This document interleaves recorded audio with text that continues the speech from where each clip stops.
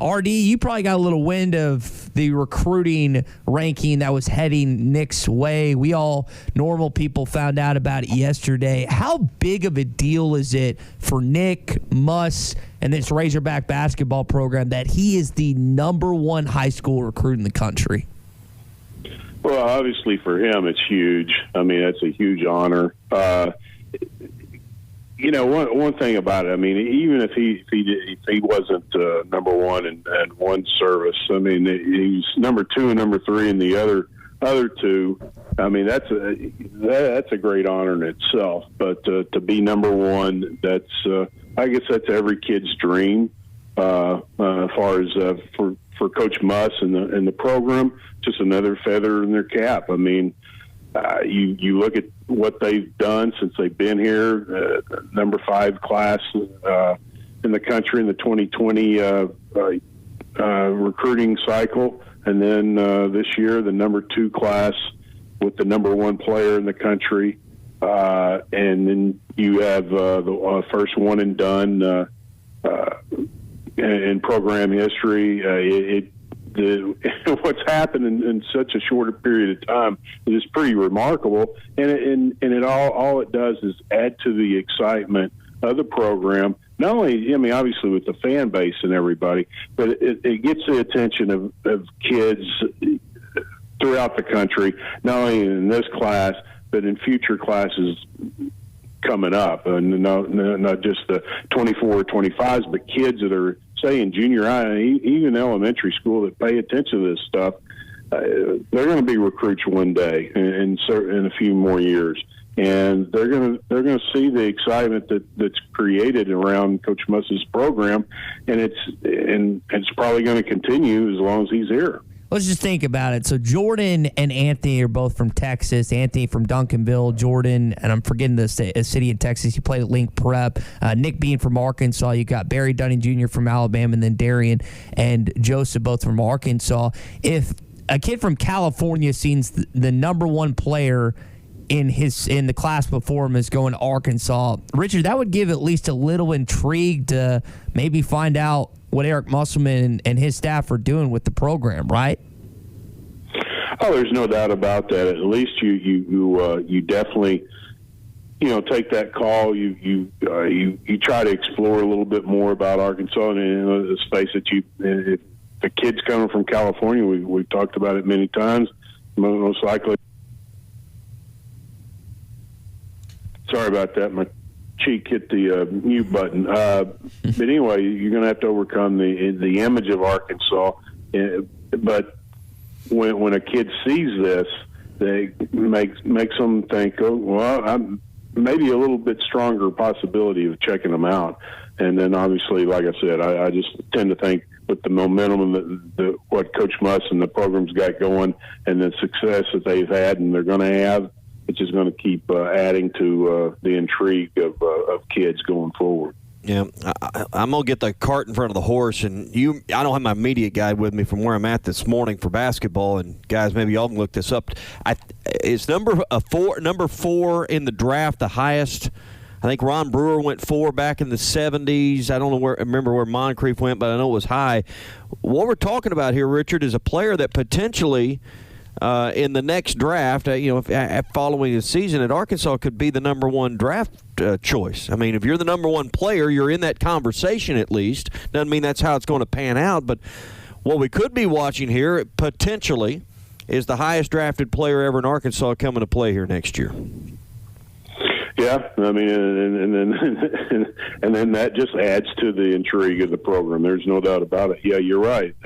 You don't know how next year, will pan out, but when you're in the top 5, top 10, top 15, a lot of times those guys are drafted early or lottery picks, and that's obviously something to consider. There's no doubt about that. Yeah, and what it also tells you is if there wasn't the rule that you had to go to college or do something else for that 1 year, Nick's probably one of those caliber of players that could go directly from what he's doing now directly into the NBA process.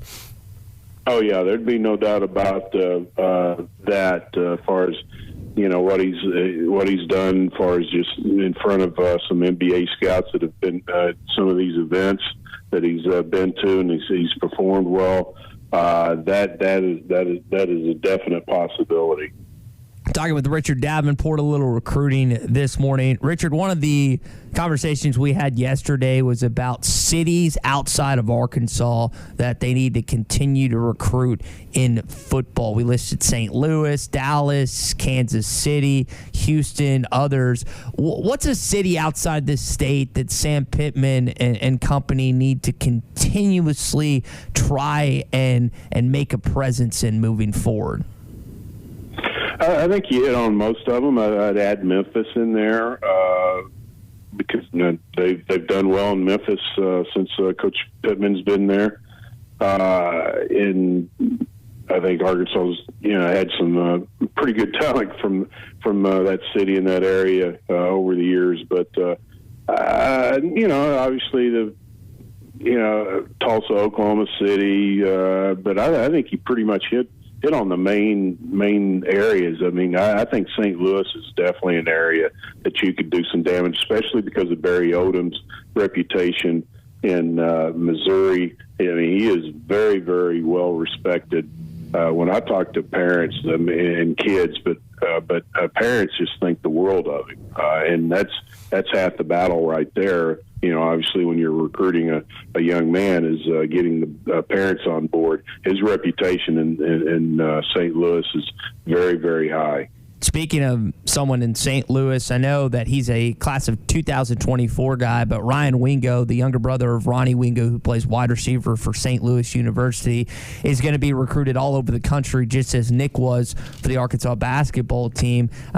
What have you heard from talking with sources surrounding him and kind of what his decision looks like in the next couple of years? There's no doubt Arkansas is in play for him. There's no doubt about that. When his when his older brother Ronnie Wingo Jr. was at Arkansas, he visited a couple of times when he was 4, 5, 6 years old, and he saw the excitement around. He even remembers some things from back then. But and his family is fond of Arkansas, so Arkansas is going to be a player for him going forward. He plans to visit Arkansas again this summer. Obviously, he visited back in March and had a great visit. But I'm not saying he's coming, but I think Arkansas will be a player going forward until the end of the process. Richard, when you kind of look at what's going on with football right now and basketball with this recruiting, and you wonder the crossover, the schedule this year, are there some games that when you talk to recruits that Texas was an easy mark last year to make a visit? Is there any weekends that you're already hearing some chatter or rumbling about, hey, I hope I can get to Arkansas for the Alabama game, or maybe some that want to be there for the opener against Cincinnati? Any of those conversations been had yet with some of the kids you're talking to? That it hasn't started yet, but it will. I'm sure probably sometime during the summer. That's probably when it will heat up. But when you get a big game like Alabama or LSU or whatever on campus, kids prefer to go to those type games. That's why you see those type games have the largest amount of recruits on campus versus a non-conference game that's not as appealing or what have you. But that's going to happen. There's no doubt about that. It just reminds me of those conversations we were having last year about avoiding 11 a.m. games. You want some of those games early to not be early, because it just makes it that much more difficult. But just looking at conference schedules and whatnot, I was just wondering if kids are already paying attention to that kind of thing. Oh, I would imagine, especially when kids are starting to look at the schools that they're really interested in. They look at the schedule and say, "Boy, hey, Dad, or Mom, but so and so's playing this team. That would be a good one to go to." So you kind of start trying to plan a little bit, but I think it'll get hot and heavy probably this summer, probably starting in July or what have you.